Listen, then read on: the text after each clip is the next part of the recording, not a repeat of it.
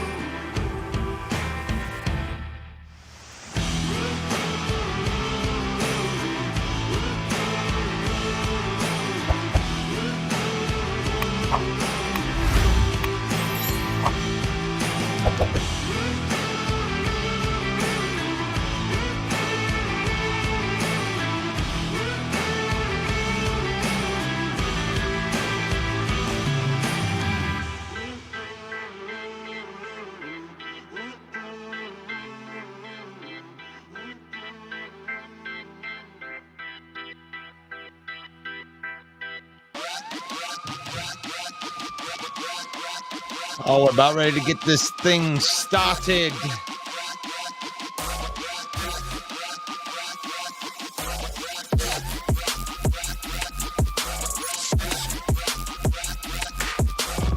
Good morning, everybody. Good morning, Tina.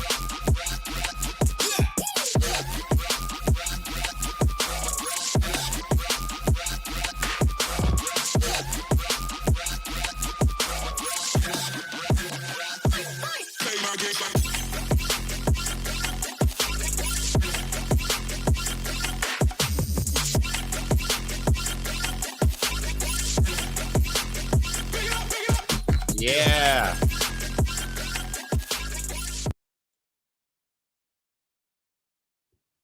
We're getting that thing going, ladies and gentlemen. Welcome one, welcome all. It is what, Wednesday? It is July the 18th, 2023. And my name is Russell Wayne, and this is NFC North Talk right here in the AM. How are you doing? How are you doing, Tina? How are you doing, Woody? How are you doing? And here we are.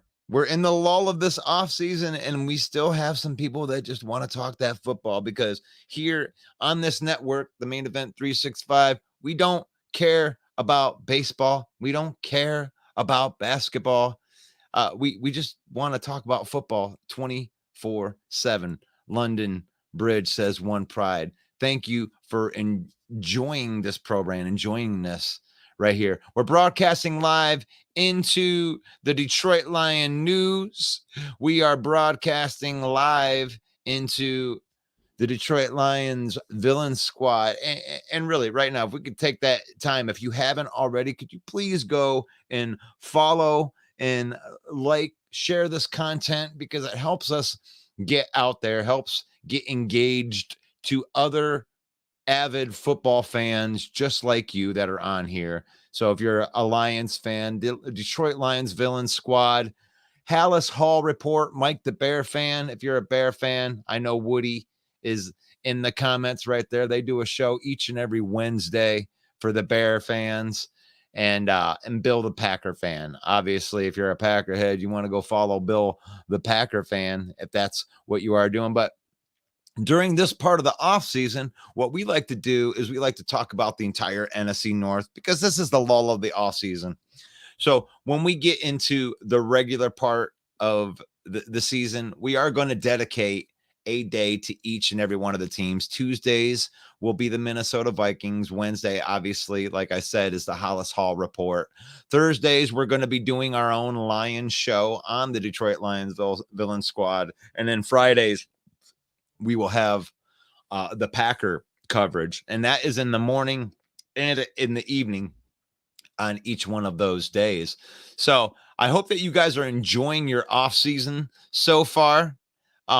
One pride from Louisiana. I love it. I love seeing the different fan from different places in the United States, because you don't have to live in the state. I mean, there is nothing wrong with being successful in the United States of America and having to move to a different place. And you're allowed to take your team with you to that place, because I'm from Ohio and I love the Detroit Lions. You know, I grew up a Buckeye fan, but I fell in love with the Detroit Lions, and they have been my team. And I am not from the state of Michigan. Ural Jackson says today's training camp for my Detroit Lions. Let's get my Detroit Lions, like it up or love it up. I love that. Love that call. You like that? We are in that part of the off season where we actually get to look forward here. Is it the same old Lions? Is it the same old Lions like Facebook use? That's probably John Dorn's burner account right there. That's fun. That's fun. Is it the same old Lions? I don't think it's the same old Lions. How could you call it the same old Lions? I don't even get that. Is that just something that's fun to say? Oh, same old Lions. Oh, it's the same old Lions to walk into Lambeau and beat up on the Packers and eliminate them from the playoffs. Yeah, we do that every year. Yeah, we sweep the Bears and sweep the Packers in the same season. That happens every year, right? Yeah, we just sweep that. That's same old Lions, right? Oh wait, we beat the playoff contending New York Giants, and then we beat the Jets on the road. We were able to beat the Jacksonville Jaguars. Yeah, that's something the Lions are always used to. Same old Lions, right? Same old Lions always beat playoff teams on the road.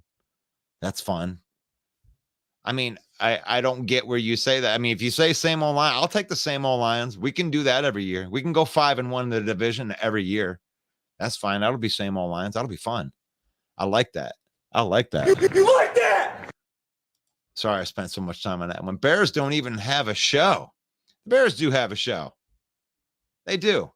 The Halas Hall Report. every single Wednesday. If you're a Bear fan, go follow Mike the Bear Fan and let Woody and Mike talk to you. If you're a Bear fan, they got a show. The one that doesn't have the show is these Minnesota Vikings. Now, we're going to cover the Minnesota Vikings, but if we don't find a fan that actually wants to go and put a page up and broadcast it onto this show, then I'm going to be doing this show on Monday, and I'm going to be ripping these guys new buttholes every single week because I think your team is trash. That's why we don't have a representation up here, because you know that your team is going to be trash next year. And you're hoping, as a Minnesota Viking fan, this is what you're praying on right here. I hope that Justin Jefferson is that man. I hope that he is him, and that when there's no Dalvin Cook and they're not stocking 8 in a box, that all this extra attention that's going to be gotten to Justin Jefferson, that it isn't going to hurt him. That isn't going to hurt him, because you ain't going to have a running game. There ain't going to be nobody stacking 8 in the box anymore. And you think that offense is just going to be so prolific? I mean, it could be, but that's a lot of hope. That's a lot of hope. The other teams have brought in some people. You look at the Bears. I mean, I think that, the Super Bowl contending Bears, that's what they would say, right? The Super Bowl contending, everybody but Woody. Woody's a realistic Bear fan. I'll give Woody that. But the MVP candidate, Justin Fields, you ready for that? You ready for that? They got better. You can't deny that the Bears got better. They had all that money. I thought that they drafted pretty well. So if you're a Bear fan, I have no problem with you being optimistic about your season. But, going from 3 wins to like 10 wins, 11 wins, winning the division, that's a little bit homerish to me to go that far with it. And then the Packer fans, I mean, honestly, I think that you have the most complete team outside of the Lions. I mean, let's be realistic. I mean, you did lose your Hall of Fame quarterback, but who knows what Jordan Love's going to do? It's all good. I mean, Jordan Love could be good, but to expect him to just do what Aaron Rodgers is doing is nonsense to me, especially when you had a young receiving core that didn't do Aaron Rodgers any favors last year with all them drops. So, but they do have a complete defense. If you believe in Joe Barry, I mean, Aaron Rodgers doesn't play defense. So you're still returning those starters on defense. You got some returning guys from injury. Green Bay Packer fan. I don't mind it. I don't mind you being optimistic. I mean, that you have the history. Obviously, you're going to tout those 4 Super Bowls. I mean, you got the Lambeau history. Why wouldn't you think that you were going to be good? Why wouldn't you just think that Jordan Love was just going to pick right up where Aaron Rodgers left off? Because you just breed Hall of Fame quarterbacks, right? Don't you do that? One Hall of Fame quarterback right after the other. The only problem is you didn't draft Brett Favre. So don't act like you sit there and develop quarterbacks. You went from a bum to Brett Favre, and you didn't draft Brett Favre. You didn't develop Brett Favre. And then, but you did draft Aaron Rodgers. Aaron Rodgers, you got 2 Hall of Fame quarterbacks in a row. Is Jordan Love that guy? Is Jordan Love that guy? Is he? Do you got 3 in a row? Come on, Green Bay Packer fan, come out there, support your boy. Jordan Love, is he the next Aaron Rodgers? You willing to go there? Because you seem to think that you can have your cake and eat it. You seem to think that Jordan Love coming in playing average is going to be enough for you guys to win the division. I'm sorry. If Jordan Love is average, you're winning 6 games. You need him to play on the level if you expect to win as many games. I don't mind. I don't mind that the optimism, though. You can look at your quarterback and feel good about it. I don't mind that. As far as the Lions go, you can definitely look at your quarterback and feel confident, even though it just seems like the weirdest thing in the world to say that. Oh, wow, Jared Goff. It seems like a fun thing for people to say.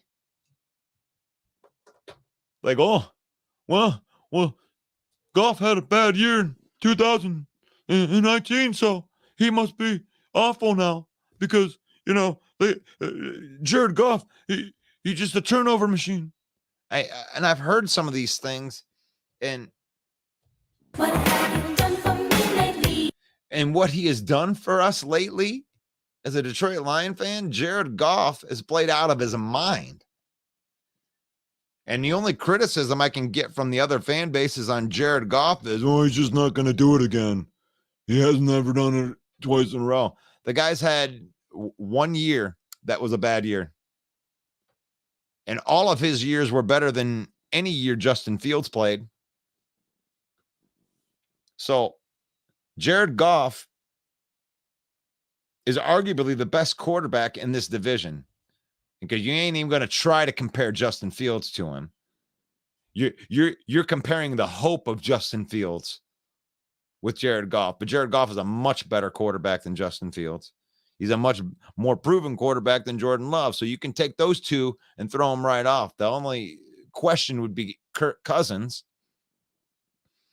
And Goff proved well down the stretch. He whooped that Cousins' ass the last time that they played. And actually, they weren't the Vikings weren't even on the same level as the Lions the last time they played. We got better and you got worse. And in the offseason, it continued that direction. We continued to get better and you continued to get worse. Jared Goff's a better quarterback than Kirk Cousins. Anybody want to dispute that? You can put that in there. Goff played out of his mind. And how many 12 how many wins? 12 in the past 2 years. I love that. I love that. You can call it that. When Goff got moved to the Detroit Lions, I mean, they didn't do him any favors. They ripped the whole team down to the studs, and Goff showed an amazing amount of mental toughness to make it through that 21 season where you drafted Penei Sewell and then two of your offensive linemen get injured. Your rookie right tackle in the middle of training camp moves to left tackle, learns that position, and actually plays pretty well at left tackle. You're starting wide receivers in 2021 in this 3-win season. Because I'm going to bring this up right here because you want to bring this up like this is a indictment on Jared Goff. Now, he played that 21 season where his starting wide receivers were Tyrell Williams and Tom Kennedy. I'm sorry, but there isn't a quarterback in this league that is going to make it happen with that. No offensive line, completely injured offensive line with replacement and below average players, guys that were bagging groceries and cab drivers the week before. That's what he had to play that 3-win season. And it didn't break him. The dude was incredibly mentally tough the entire season. They went through a 9-game losing streak before they got their win. And everybody gave up on Goff, but he comes back after going 1-6 in 2022 and then finishing down the stretch as his team started to get better around him. That's an amazing amount of mental toughness right there. So you can call it that. You can call it that, but Goff turned around the Detroit Lions from a perfectly good 3-14 team into a team that was competing by the end of the season. 3 years it took Brad Holmes to rebuild this team from the studs. And you're going to find out this year. Uriel Jackson says Jared Goff can go to the Super Bowl again. He did it. People laugh at me. Yeah, he can go. He's proven that he can go there. He's the only quarterback in the North that can say that. But yet he seems to, I mean, you might even call him the 4th best quarterback, according to some of this fan base. Uriel Jackson says they say it defense. It's defense. The defense is the biggest issue. You're right. Jeremy Ballrick is in there. He's one of my favorite people to hook up on this platform right here. We love having the Main Event 365 platform because, you know, we actually do open it up to every single podcaster that's out there. We try not to be too, you know, one way or the other. We allow all the opinions to happen on here. I'm going to go ahead and throw the link in there so Jeremy B can get in here. Smoking Jeremy B. But now he's got kneecap biting with the Detroit Lions. He's one of the original kneecap biters. Jeremy B. I like that. You like that? Tina, I'm wearing my jersey and I just love my Detroit Lions and I will until I die. Tina has been one of my favorite guests on this show. She's been in the comments almost every single day. And die hard. She used the true meaning of die hard right there, Tina. Thank you for watching the show again and taking part into, you know, the an hour a day that my wife lets me come out here and, you know, talk some smack on the internet, talk a little bit of football. And I definitely like having some people in here with me. Cousins can carry a team on his back with no defense. Goff can't. He can't? It's so funny that you would say that, John Dorn, and I know that that's John Dorn. But Cousins can carry a team on his back with no defense. So the Lions just had this great defense last year, huh? So Goff didn't lose a game 48-45. How do you score 45 points in a game and lose? Goff can't carry a team on his back. He went 8-2 down the stretch. He absolutely carried the team down the stretch. He was throwing the ball. His leading receiver was Tom Kennedy in one of those winning streaks. Tom Kennedy. Amon-Ra St. Brown went out. Of course, he's our only wide receiver, right? And then Tom Kennedy led the team. And you're telling me that Jared Goff can't carry a bad defense? Wow. I don't know about all this. I'm so glad that Mike's in here. Maybe Mike can help me make sense of some of this. Oh man, I don't know what it is up with our connection issues here. I hope it's not me being the connection issue guy again, because here I am talking to myself. I want to have Mike make sense of some of this stuff, but Goff is just as good as Kirk Cousins. I will echo that. I'll be there for that. Are you there, Mike?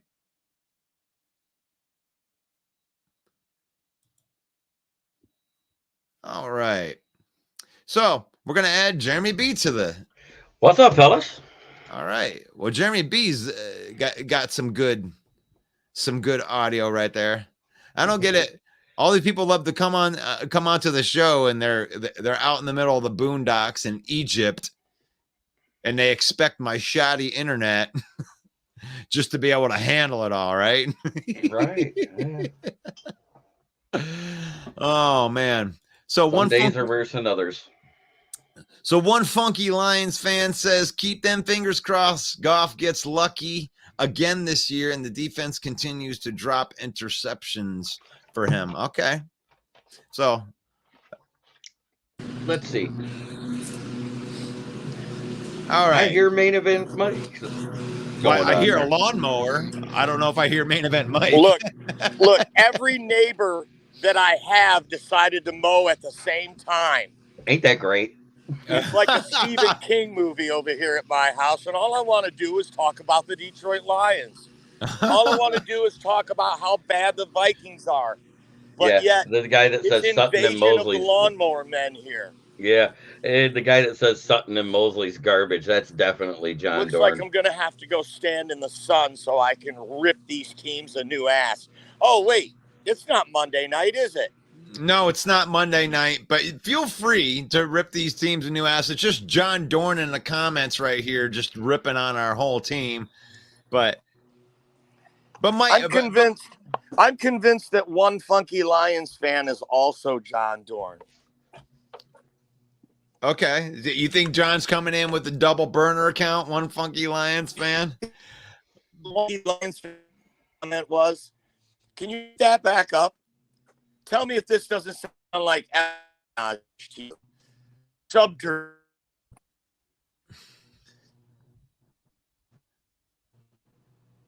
Well, it looks like Mike's coming in from Egypt again. Let's look at the box score from that. Did you Lions hear me at versus all? Panthers game. No. It sounds like the Matrix every time that you talk. Like you're going down into one of them Matrix tunnels. I say put up one. So I heard put up one. That's what I heard. Put up I think he wants one of the Funky Lion fan posts here. Let's see. Wait. Here we go. In the first 3 quarters, Jared Goff did pass 2 touchdowns in that game to Shane Zylstra. No one else wanted to catch anything in the end zone. Yeah, and here's that thing. What do they say that? Oh wow, well Tom Brady and Peyton Manning, they make bad receivers look good, right? So what do you call it when Jared Goff throws 2 touchdown passes or 3 touchdown passes to Shane Zylstra, or has 100 yards receiving for Tom Kennedy? Is Tom Kennedy a household name now that's making Goff look good, or is it the other way around?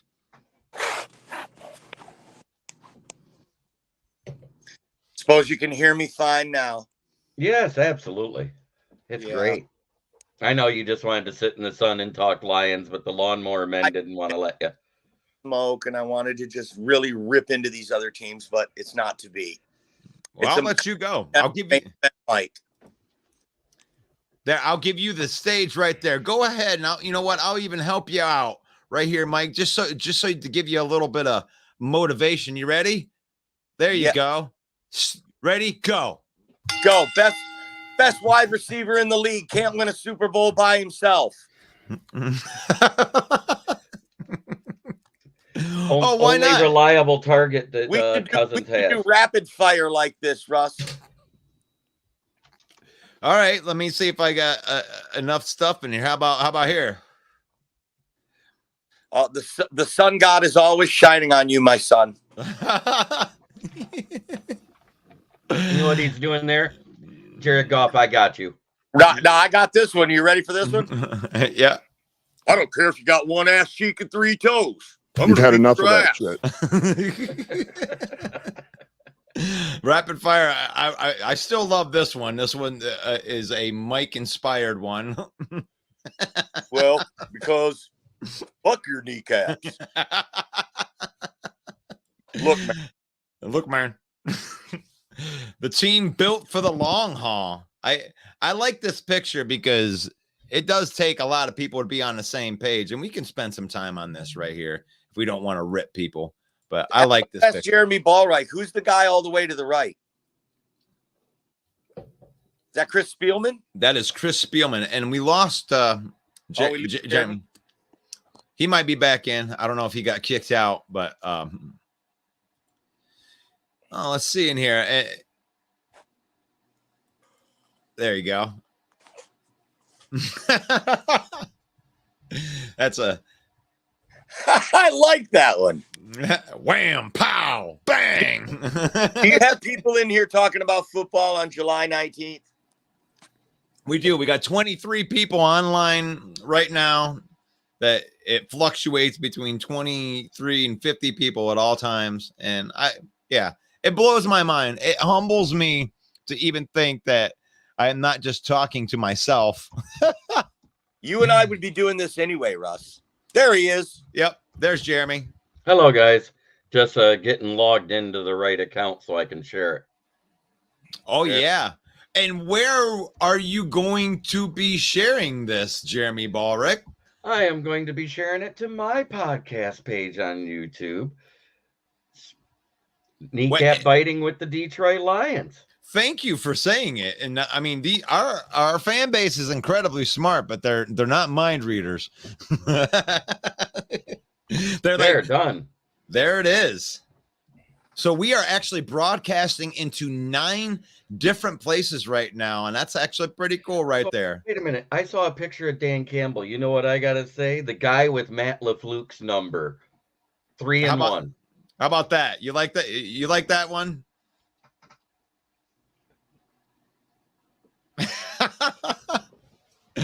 Oh, Mike was wanting me to go through and do like the rapid fire. I mean, right here, the Goffense commander right there. The number 1 offense in the NFC North last year, right? Yep. In our division for sure, yeah. The Goffense was hitting on all cylinders last year. And according to Adam Shine of ESPN, the second best quarterback in the NFC. Correct. And of course, I'm sure he's putting Jalen Hurts there. Yeah, Jalen Hurts was one. And honestly, I can't think of a quarterback I would take over Jared Goff in the NFC right now other than Jalen Hurts, probably. Right? Can you? Jeremy, is there any other active starters? Right. Let's see. Do I want Dak Cousins? No. Do I want Kirk Prescott? No. Do I want Jordan Love? Hell no. Do I want Bustin Fields? No.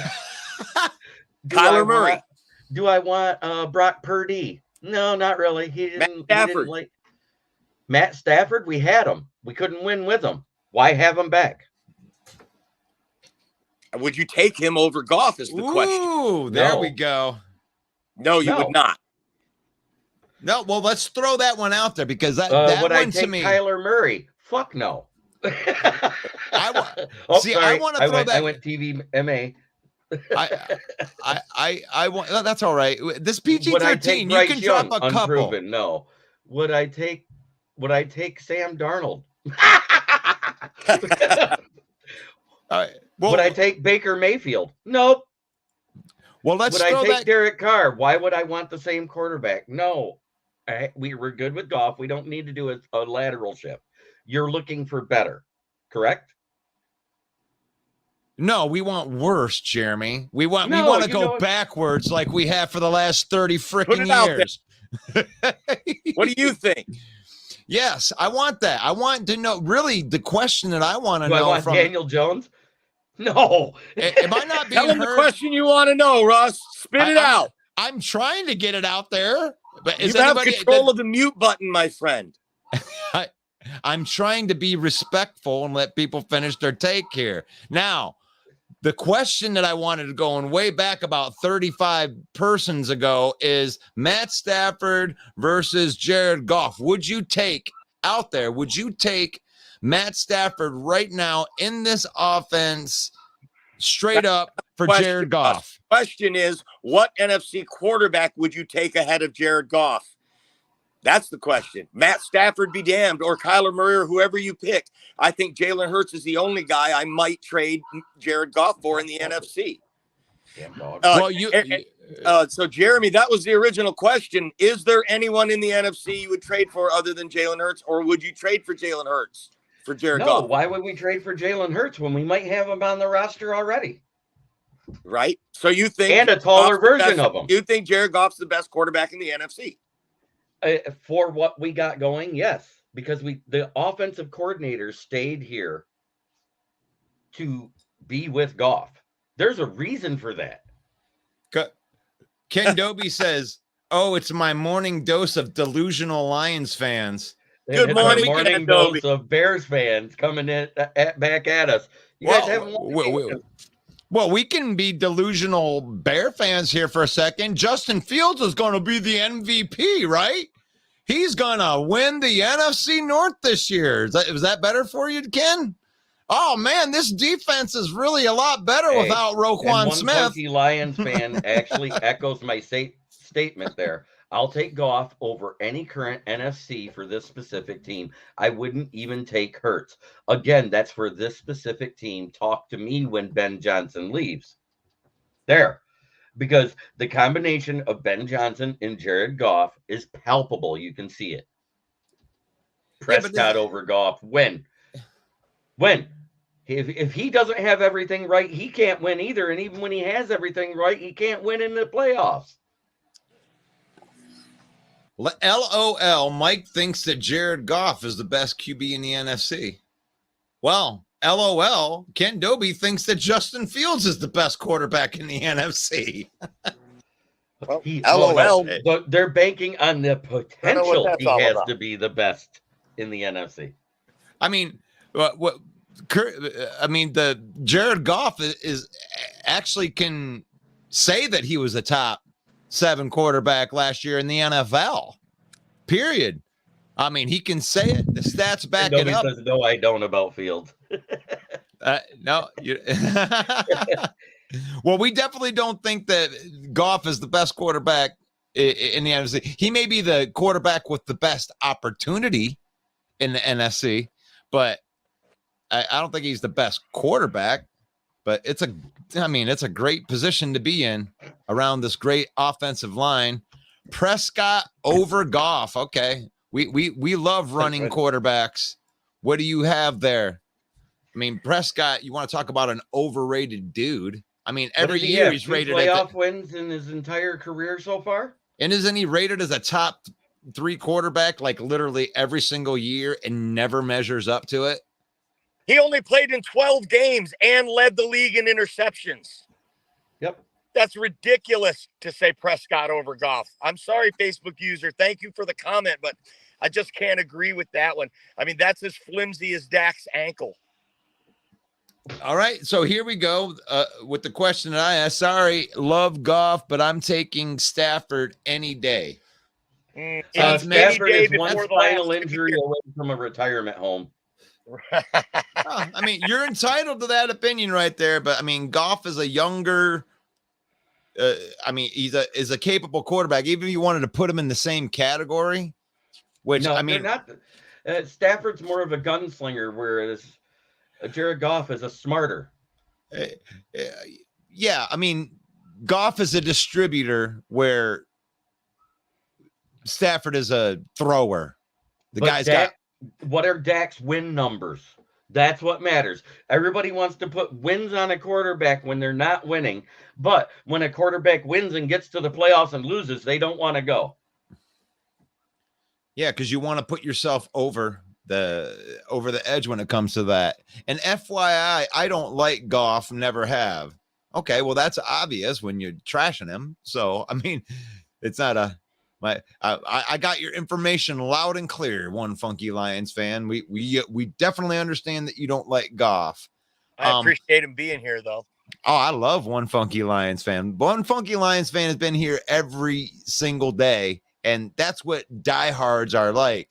And Ken Doby's another diehard, but he's a Bear fan, but I don't hold it against him because he made it through the entire draft with me every single minute of every single pick of every single day. Ken Doby brings that up, and I'm going to say it again because I said it yesterday, and he evidently wasn't here. What's Detroit win years? Oh, yeah, 0 division championships in 30 years? And yep, and that was the last time we were favored to win the division.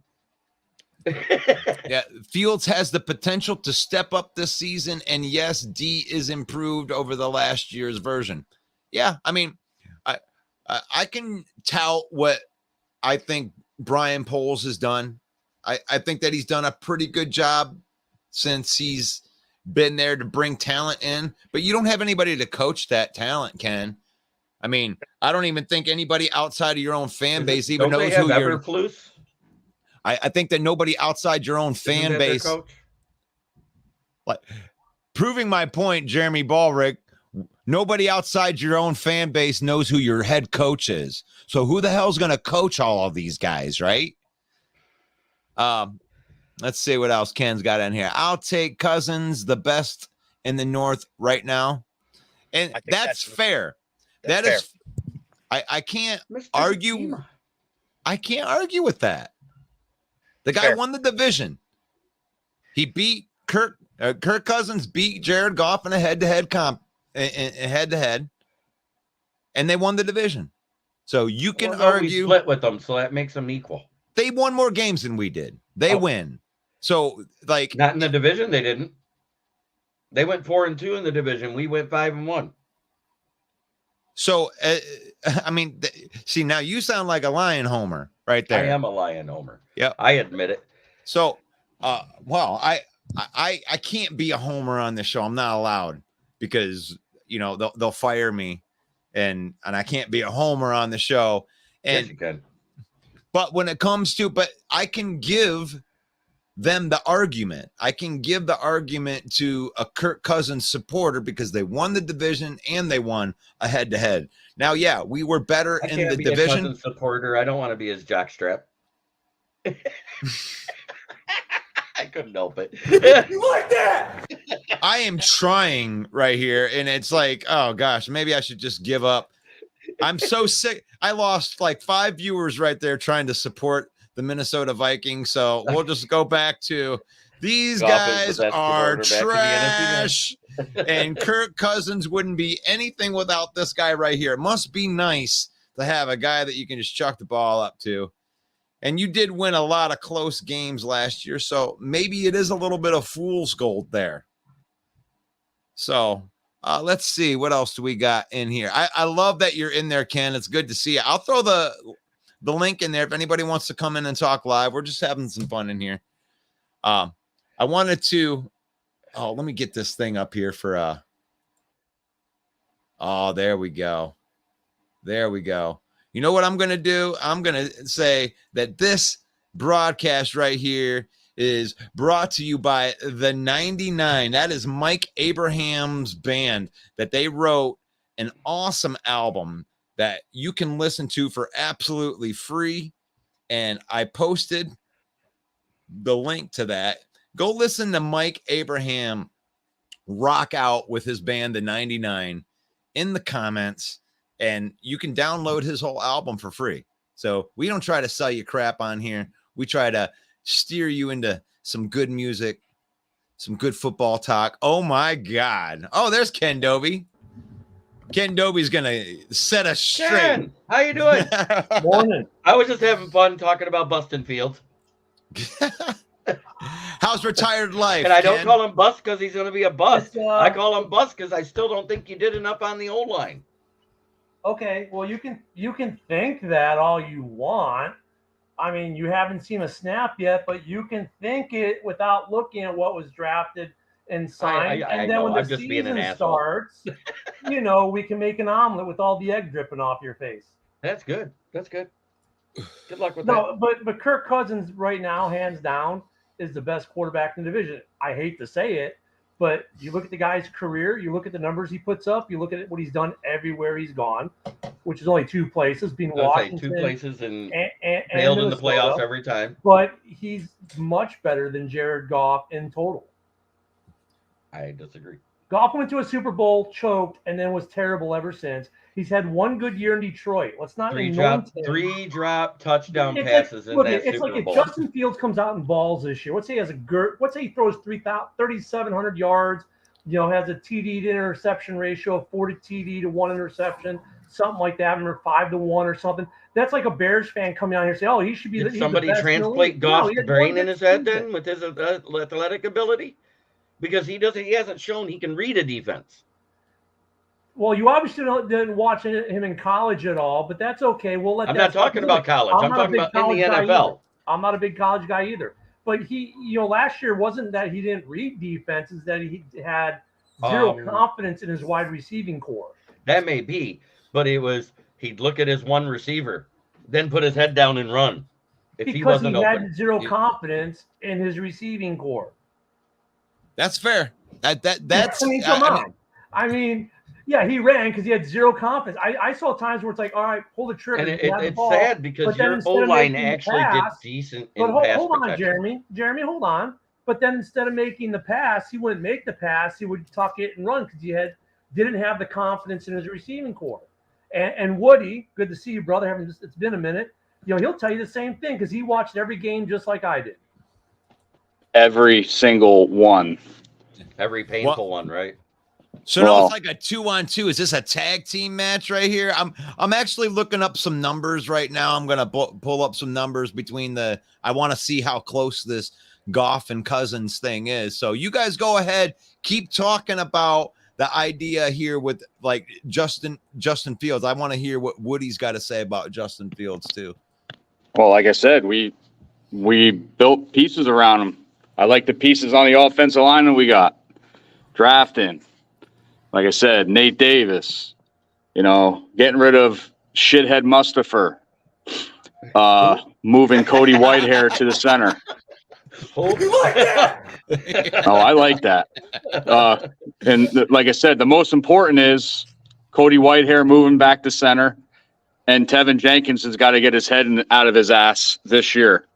If they can straighten that one eye up, maybe he'll see the blind side. At Right, him because this year there's going to be no excuses. We do have offensive weapons. There's not going to be any excuses this year. We have a better offensive line than we had last year already, even though we didn't have a snap yet. No excuses this year. And in fairness to Tevin Jenkins, too, though, Woody, I mean, when we look at his PFF last year, his PFF grade was actually one of the higher PFF grades for a lineman in the NFL. He PFF well. His problem has been twofold. One, not being solidified in one singular position where he can excel.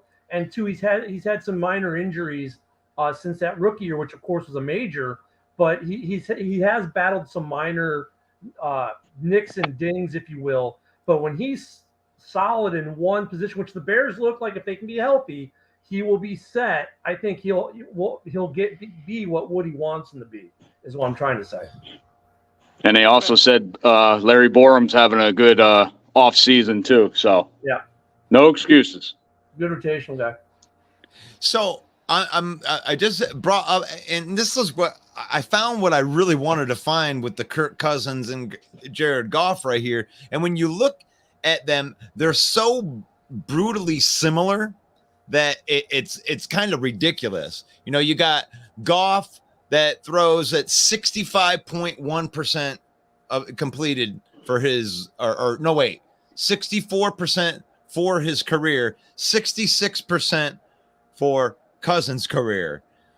In the last year, Goff threw for 4,400 yards.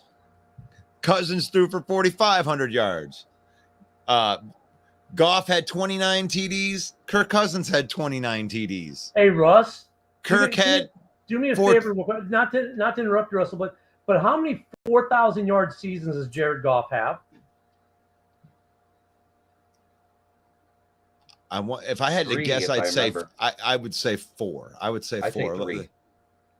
Let's see. And then compare that to Kirk Cousins, which I believe is like Who's virtually been every playing year longer? A starter. Who's been playing longer? That means he's been. Hey, that means Kirk Cousins been.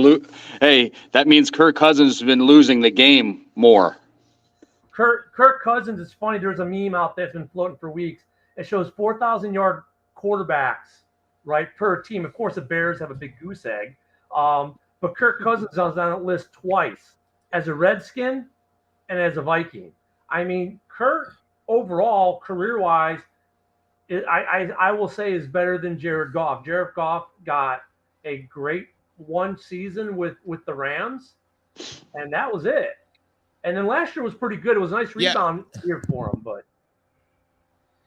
And that's the thing is, like, I think that his what people call a bad season isn't a bad season. He's had what I would say 3 above average seasons, 1 and 2 phenomenal seasons, and 1 bad season.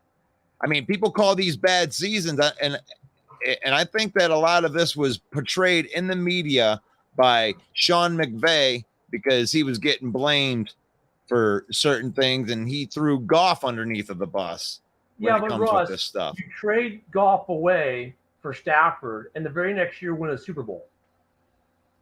In a team that was built for Goff. In a team that was they built had to for another add quarterback. Wait, let even me better. finish. Thank you, Jeremy. It supports even better. In a team that was built for a different quarterback altogether, who Jeremy says is a different type of quarterback altogether. And they had to add pieces mid-season just to get there because Matt Stafford was throwing away the ball quicker than he could throw a touchdown. He led the league in interceptions that year. Did he win the Super Bowl? Yep, can two say bad it. calls one way You or can the say other, and it's a The different three story letters too. you're looking for, Jeremy, are Y, E, and S. I understand he won it. So here I'm going. Let me go through these numbers here, and you tell me, because I ain't going to tell you what year it is, but I just want you to tell me if you think it's a good season, and you guys can both answer it. So Jared Goff on one of his seasons had 28 touchdown passes, 7 interceptions, 100.5 rating, 62% completions, 3,800 yards. Is that a good season? Absolutely. YES is what I'm looking for. Oh, I'm Ken. sorry. YES, Russell. Yes, YES. Okay. I'm sorry, I So, was just being mesmerized by the funky Lion fan there in his comment. here's another season that he had: 32 touchdown passes, 12 interceptions, 101.1 rating, 64% completions, 4,600 yards. Is that a good season? That's not bad. YES, Russell. YES. Okay. Here's another season that he had: 22 touchdowns, 16 interceptions, 86.5, 4,600 yards, 62% completion. Average. I would go towards the no. Well, 4,600 yards. It doesn't matter yards. Yeah, yards. You could be Six- throwing all over the Yeah, field, that's and easy. you don't score or nothing. So that's 16. The 16 interceptions is what calls that a bad season. That's not a bad season. That's an average at worst. I would say that it's above average, but it's not. You're not. Would you calling say all of his? I know his completion rating was what, 64. What was his QBR? 86.5. That's the quarterback rating, not QBR. Oh, okay. Above Oof. average. Okay. That's Still above average at That's an 86.5. above average rate. What was the TD interception on that year again? That's where it's bad. 22, 16. 22 and 16 INT. No, that's bad, man. I'm sorry, that's bad. Okay, Mhm. That's like saying Dak Prescott. Well, if that's a above average season, then Dak Prescott is the best quarterback in the NFL. it's That's him below every year. average because his name is Jared Goff and not Dak Prescott. No, we'll move no, on to no, 2020. no, We'll move on to that's a 2020. That's all the year. You're- Just keep No. going. Russell, that's a bad season, and it's a bad. No, season it's for not. Dak gets the love 'cause he's a 86.5 Cowboy. rating is a good season. It's not anything to call home. 2017 and 2018 were good seasons. 2019 was average. 2020, 67%, 3,900 yards, 20 touchdowns, 13 interceptions, 90 quarterback rating. Average. Average. A little bit above average. Yeah. Above average there. 2021, 67% completion, 3,200 yards, 19 touchdowns, 8 interceptions, 91.5 rating. Yeah, Good. That's better. That's better. Right? You see, YES, Russell. I do apologize. It's supposed to be YES. Yeah, those last 3 seasons, Russell, the one that you called above average, that Woody and I said was bad. Look, at least he's trending up from that bad season. That was a horrible season. The next season was better. The season you just read was better. Okay. Now what was 22's?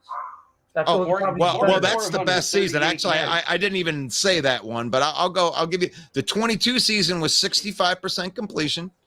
Yeah. 4,400 yards, 29 touchdowns, only 7 interceptions, That's great. 99.3. That's great year. Great year. That's a top 10 finish right there. So that's a So breakout sad. season. He's had 2 average seasons, according to what you're saying. 2 average seasons. The rookie year, when he had to come in when they were already 0-8 and Sam Bradford was next to garbage before he left. Remember those years? So, yeah, so you You call take that out, the rookie season, because he only played 8 games, and it was horrible because he had Jeff Fisher as a head coach. Come on now. He's a former Yeah. Bear. Is that a low blow, Jeremy? Yeah, I No, think that is. I'm talking about Jeff Fisher as a horrible coach, period. I don't care who he coached for. He's so awful that you look up awful in the football dictionary, his picture is next to it. I thought it was the Lions logo. so No, the next to his picture is Matt Millins. Then it's Rod Morinelli. Oh wait, Marinelli, sorry. Hey, you know what? I wanted to tell you, Jeremy. Matt Millen, he lives 10 minutes from me in Whitehall, Pennsylvania. I'm sorry.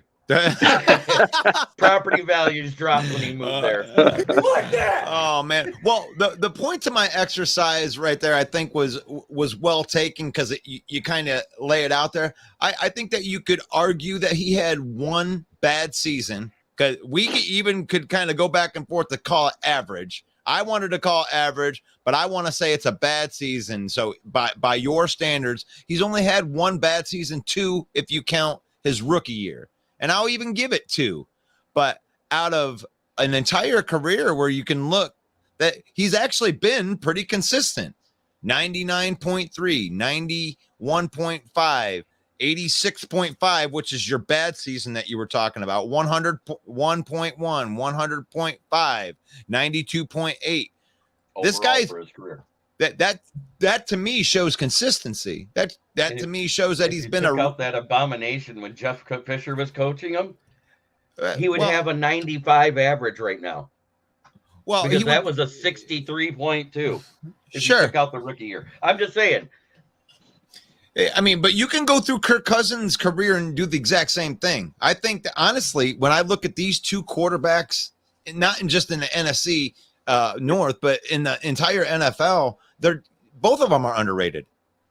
I mean, they don't get shit on like they're these bad quarterbacks, and they've been good. I really think Kirk Cousins is going to drop this year. You know, that Dalvin Cook, when they released him, people don't think it's big, but it's big because now they only have Madison. Madison's a good runner, but now that Dalvin Cook's not there, like I said before, Kirk Cousins is one of the best play action passers that I ever seen play. JJ is going to be double covered a lot. Yeah. And that's been you believe that too, don't you, Ken? I mean, you know, the thing with Cousins has always been the underdog, right? Because he was drafted in the same draft as RG3, and they were like, what the hell? Turned out to be the best move the Redskins made that season when they drafted both quarterbacks. Cousins actually turned out to be something that was really good for them and set them up for the future. Cousins, no one doubts his work ethic. No one doubts his toughness. No one doubts his ability.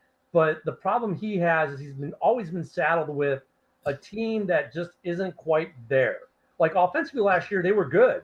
Defensively, they sucked. When they had a really good defense, he kept them offensively afloat as best he could with what little he had. And now he's in a situation where the defense is terrible, and I think the offense is somewhat, as Woody's alluded to, degraded some. So, you know, is this a move for the Vikings doing a soft rebuild, which I think is a mistake because I think Cousins, he's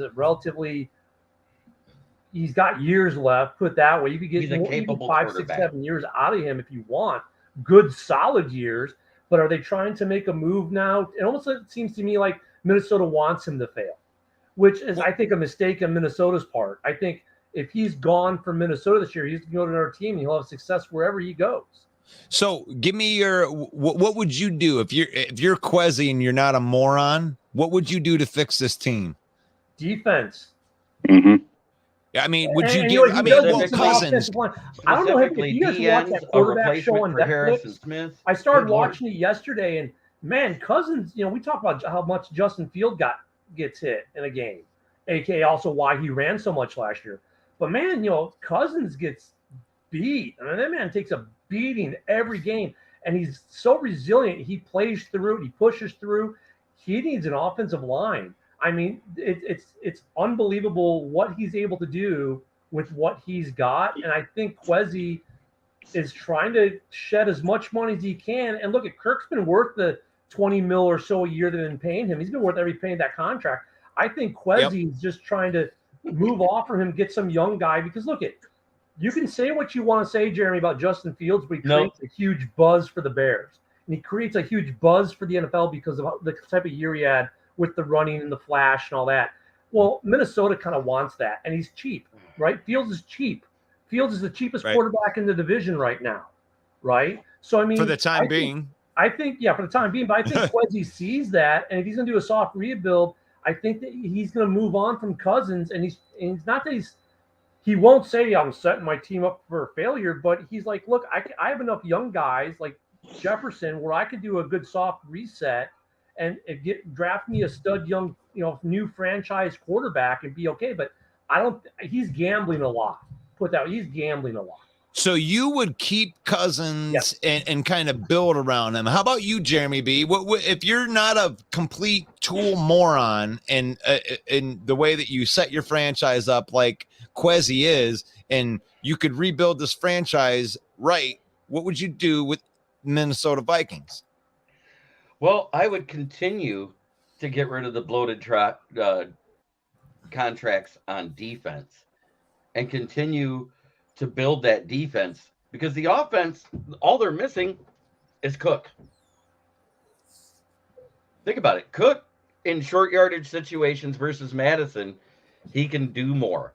It requires 8 in a box to stop him. You're not going to need that with Madison. He's a capable back. He's a good back, but he's not a great or elite back. So you're on the same train right there, that you would keep Cousins, try to build the defense around him. What do you think, Woody? I mean, yeah, I agree with that. I mean, their defense was, shit last year. I mean, what did they win? Like 11 games or something with one possession last year? And was every year here's the thing. Every year with Minnesota, it goes back and forth on whether they have more one-win wins or more. They were the worst 2 years losses. ago. They were the worst 2 years ago. Then 3 years ago, they had a good year. Then 4 years ago, they were bad again. It's back and forth with them every year with one-score games. So there's no consistency there. And that, that has a lot to do with, Leslie Frazier, Mike Zimmer, all those guys. But, Jeremy, I think it also speaks in the parity of the NFL, because if you look at the Bears last year, for as terrible as our record was, we had 7 games that were one possession, 2 of which were by literally 1 point. So I mean, that's just the parity of the NFL and how even the bad teams aren't really that bad. I mean, the Bears were think about 7 one-possession games last year. 2 of those 1 points. If those 7 games you flip the coin and it's head instead of tails, then all of a sudden they were a 10-win team last year. I mean, that's the parity of the NFL. Well, we got to keep the Bears. Bears got to keep the lead. Like I was telling Russell 2 days ago or yesterday, what Bears were number 2 in the league last year on first drive touchdowns. Yep. And then the rest of the game, they just took a shit.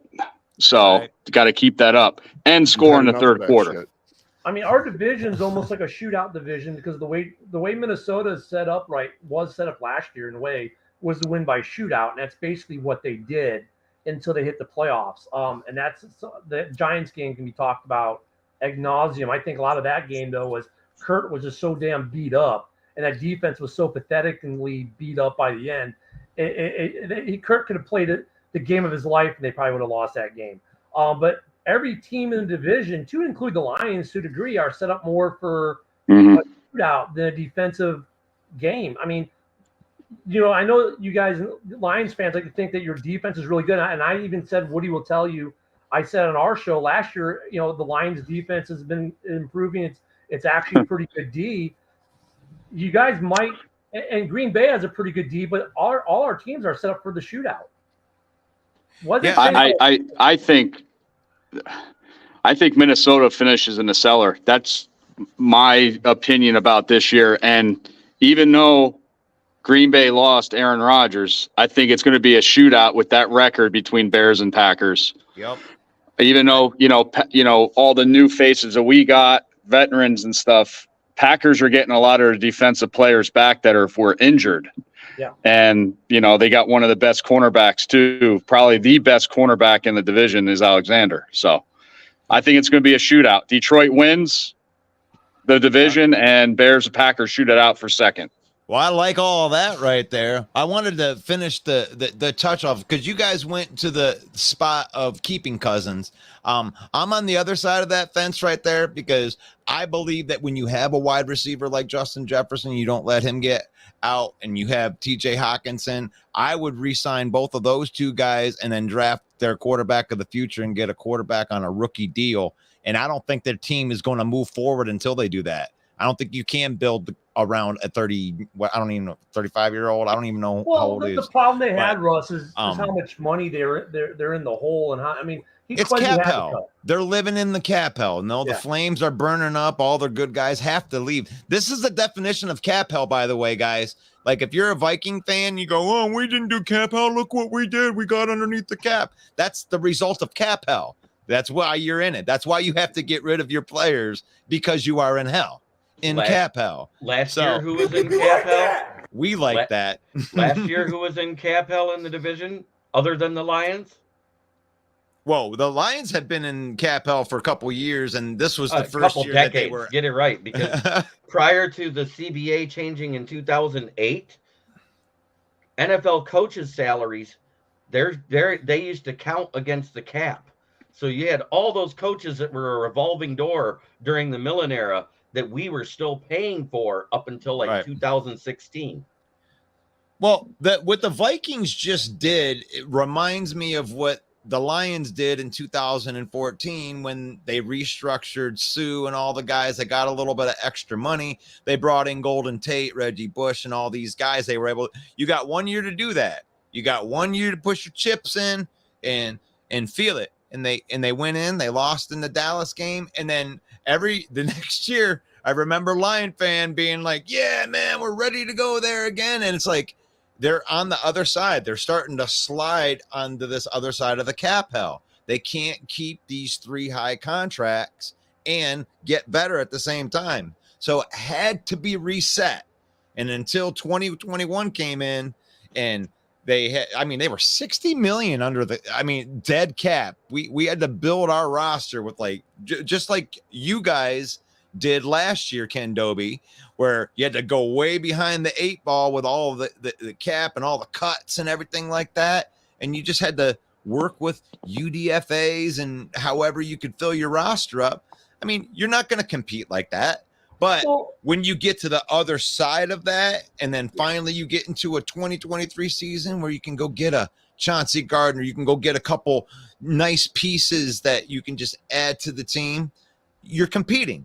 I don't know if we're going to win, but I know that this is the best shot that the Lions have had, and I think it's better than the 93 version, because I feel like this is built like a championship team, not just a team that could win a division. Well, you guys, if you look at even more recent with the Bears, the 18 season, I still contend 18 season was a bad season away for the Bears because we were ahead of schedule. It put us ahead of schedule by a year. What's up, Tina?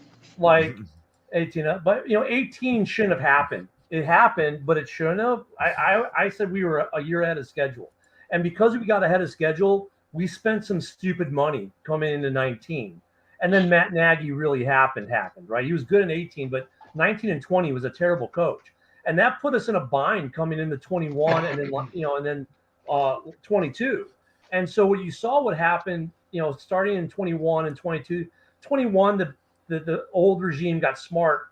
Tried to get a little smart, save themselves, and cut a little cap. But then you saw what Poles did the second he came in. He got rid of a lot of that we bought it too early cap money. The Lions are kind of in that same place right now, but you're not ahead of schedule, which is a good thing because you guys learned from the Ryan Pace experiment, right? Yeah. You guys haven't gone out and made that we can win it now big splash, which tells me you guys think you're one more year out. So, based on what happens this year, let's say you guys have a good year this year. Let's say you win the division. Let's say you get to the playoffs and get bounced either, a divisional or NFC championship. Let's say you can get there. The next season, your next off season, right, puts you on schedule to be in that Super Bowl window where you guys will make that big financial splash that you haven't made yet on some player. Well, but here's where I agreed with you all the way up until the Chauncey Gardner signing. The Chauncey Gardner signing told me that Brad Holmes says the rebuild is over.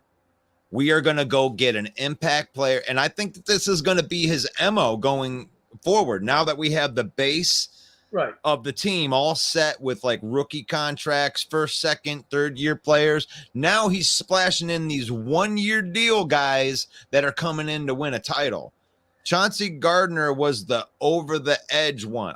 Cameron Sutton, I was like, okay, cool. We have a good offseason, got a good Mosley. I liked those two signings, but Gardner Johnson was the one that pushed me over the edge that said, we are 1 year early. We are 1 year early, but they're not going out and signing the 5-year deal. That's Right. a mistake. Well, that's what I'm saying. So you're still on schedule because when you get, you're still on schedule. I mean, that signing, I agree with you, says rebuild is over, but it doesn't say we're all in for the Super Bowl this year. It says, okay, we have some extra scratch for this year because we're still good on cap. You guys are still good on cap, but Yeah. so let's spend the money on this 1 year. We'll call them a prove it to stay with us past this year deal. But it's one of those things like we know we're a playoff contending team. Maybe this is the one piece that could get us all the way early, but if not, we're still on schedule. Well, I It's think not a that it break has. the schedule. I think it had more to do with the fact that like next year we're gonna have 70 million. So I think when they went to Chauncey, they're like, "Hey, listen, why don't you come in here and play for the year, the 1 year, the way our cap is set, and this thing goes well. We got a lot of money that we can re-up Right. next year."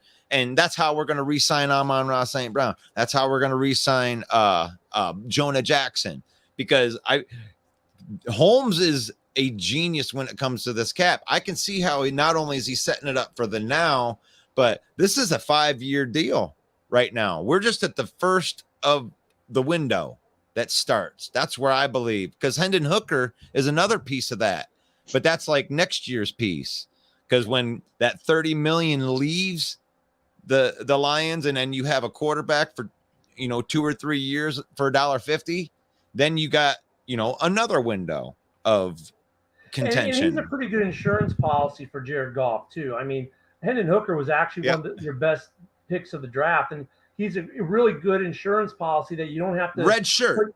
You don't have to put a lot of demands on him this year. You can learn, and if Goff regresses, right, if that were to happen, you don't have to necessarily push him up, but you can start to nudge. And let's say he regresses this year, but if he regresses this year, it's not like the Lions are going to push Goff out. So they'll give him another year. And if he regresses or doesn't improve, come back to form that second, in 24. If he regresses in 23, then okay, Hendon, this is why we drafted you. So I think Goff has a 2-year window as far as the Hendon Hooker threat. But Hooker is a great insurance policy for the Lions for exactly what you just said. Because if Goff, let's say Goff regresses the next 2 years, why pay him the money when I got a Hendon Hooker sitting right there, costs me $1.50 compared to $50? You know what I'm saying? So I mean, that's smart. That's smart hedging of the bet by your organization. Yeah, and I like that he does that, and that it is set up long term. It isn't just this year that they're really going for. I liked the Hendon Hooker pick a lot because there's no pressure. There's none. You know what? A lot of teams play for the now, which I don't understand. A lot of people want to sign that big veteran. Bam, I want to win this year. I'd rather play for the, first, second, 5 years, future. So you're consistently winning. So I don't like that play for now shit. Jonathan Height says, why y'all do this on weekdays during workouts? Like, I don't even know how to answer. I don't know how to answer that without being like, I don't want to be disrespectful to you, John. I'm not trying to be disrespectful either. I work afternoons, so I'm available right now. I also do my show in the evenings. I'm on injured reserve. That's why I'm on now. I mean, I'm just retired. All I can say, John, is Did you say retarded? Retired. So, Jonathan, this got started with conversations that I used to have with my bass player Grove T from And We Know Sports. We used to just have these conversations every day around this time. I'd call him up and we'd talk for years. I mean, this is probably dates back to 2006. Just every year we just get on the phone and we talk on. And after a while, we just started saying, you know what? If we were to ever turn on a recorder and just turn this on, this would be great, like football content. So we went on and talked crap like that for like 5 or 6 years. And then finally, right around 18, we started turning on the camera. Russell, all you gotta tell them is that you get paid like $2.5 million a year to do this. Yeah. I wish. Yeah. We don't have honesty on this show, Jonathan. Hey, Jason. But let me go to Jason real quick. Hey, I'm literally right down the road from you. I'm in Gulf Breeze. The funny thing, he's in Destin. The funny thing a lot of people don't understand about the Florida fan base, this area being the Panhandle is a NFC North hotbed. I've got Bears bars, Packers bars, Lions bars. I think there's even a Vikings bar. There are a lot. That's out in the Bay, isn't it? That's out in the Gulf, right? The Viking bar. I'm a Viking bar. You like that? Stop playing with us. So not only do we get beautiful beaches, but we get to watch the NFC North in December while on the beach. But I'm right down the road from you. So good morning there in Destin. Hope you're enjoying the thousands of tourists that have descended among your town. And Russell, I'm right down the road from you as well. What now? Really? I'm right down the road from Russell. And me. Pennsylvania? In Michigan. I live in Michigan. Oh, I thought you were in Ohio. Oh, no. I grew up in Ohio, and I'm originally from Ohio, and I'm a Lions fan. So I support anybody that's out of state, following their team. I'm from Jersey and Pennsylvania, and I'm a Bears fan. It's like, God forbid I would be successful and want to move to a better place. It's actually 90 million in cap. Chad DeTimo was saying, hey, Detroit's a safe place to live. You know what I mean? But this podcast thing, it's like we always talked in the morning, and that was the thing. And and I can't even believe that there's 35 people that want to watch this at 11 a.m. or 12:30 p.m. on an off season, July 19th, like where there's no football, and there's a whole bunch of football fans on here wanting to talk about football. And honestly, John, I'm glad that you tuned in, man. And I'm sorry that we can't be convenient for you. Tina says that, do the Lions need more weapons for their team? I'll answer that last. Let me start with Woody. Why don't you go first? I think, man, St. Brown, he's the star. But I think you guys, what do you think? Tight end maybe of Target?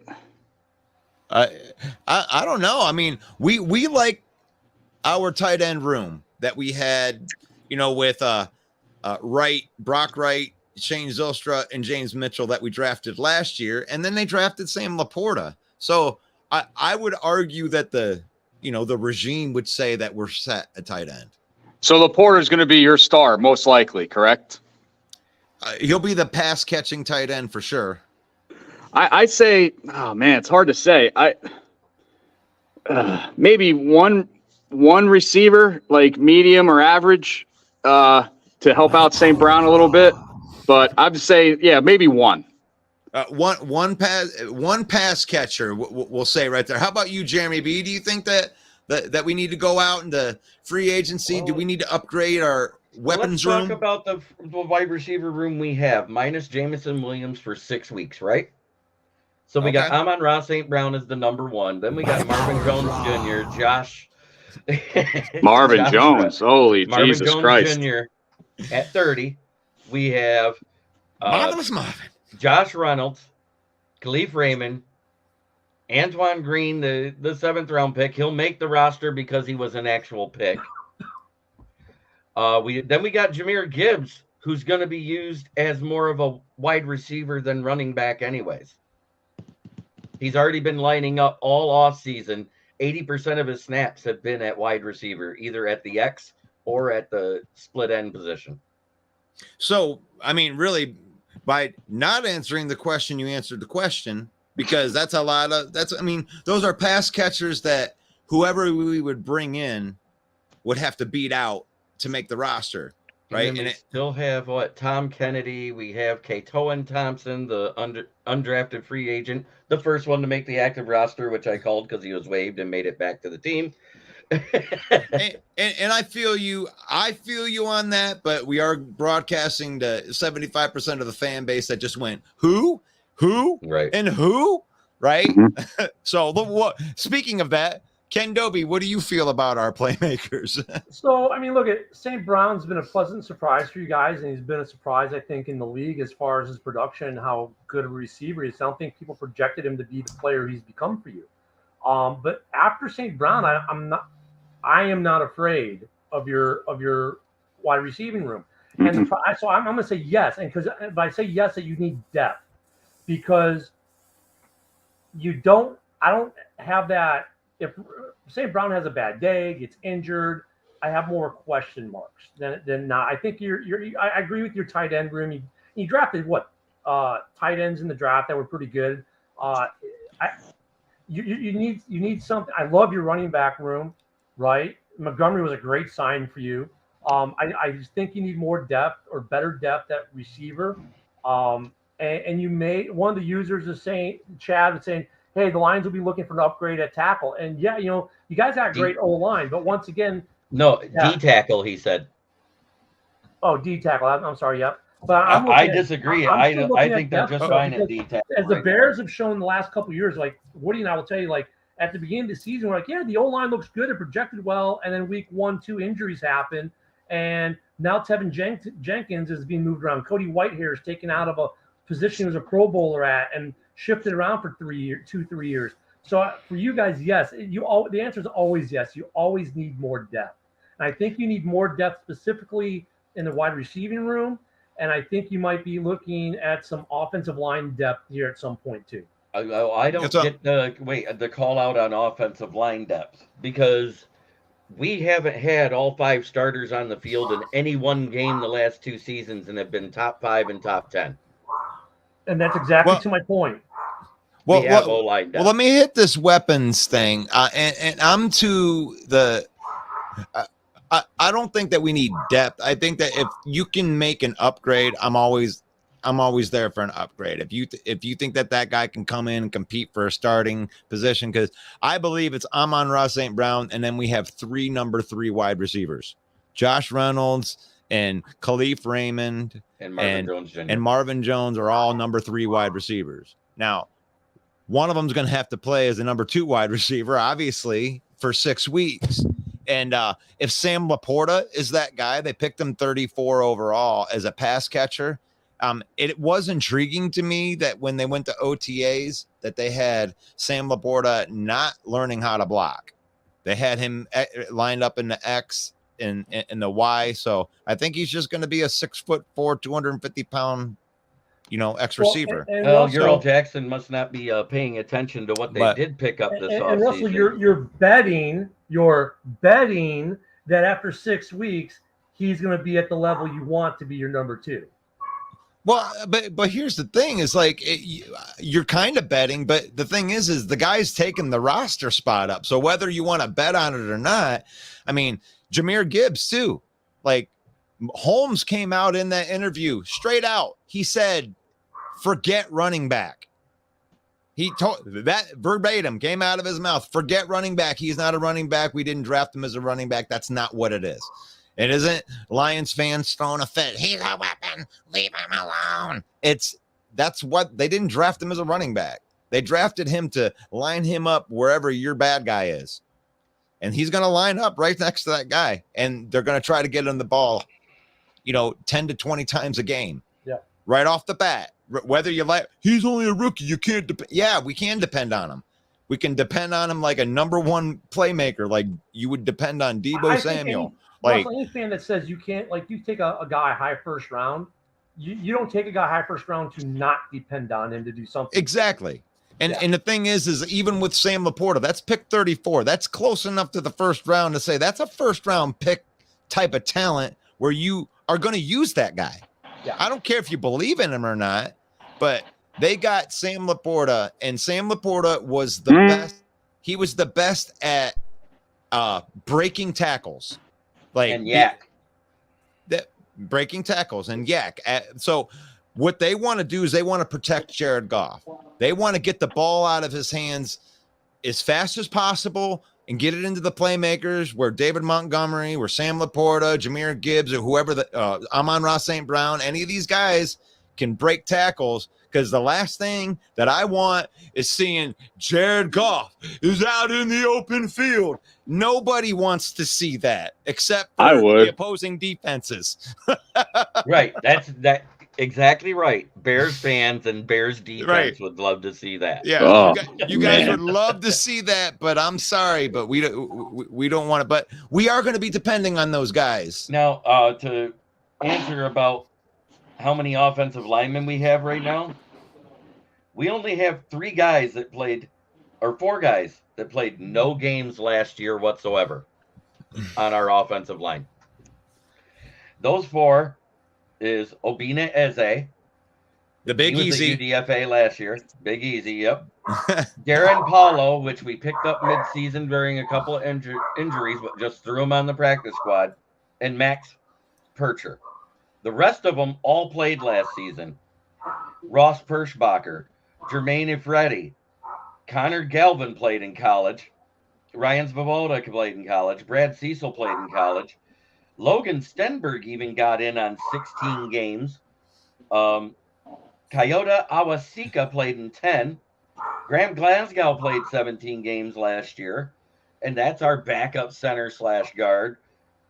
So to say that we don't have depth on the O-line, somebody's not paying attention to the roster. I'm not even paying attention to the roster like that. You named some names that almost sounded like you were a principal giving out like diplomas at a graduation ceremony. Russell, he's reading it. He's I am reading reading it, but I'm reading it correctly, no less. Yeah, And I then, mean, of course, the guy that didn't play a game and is finally going to get the start after 2 years when he didn't give up a sack as a right guard.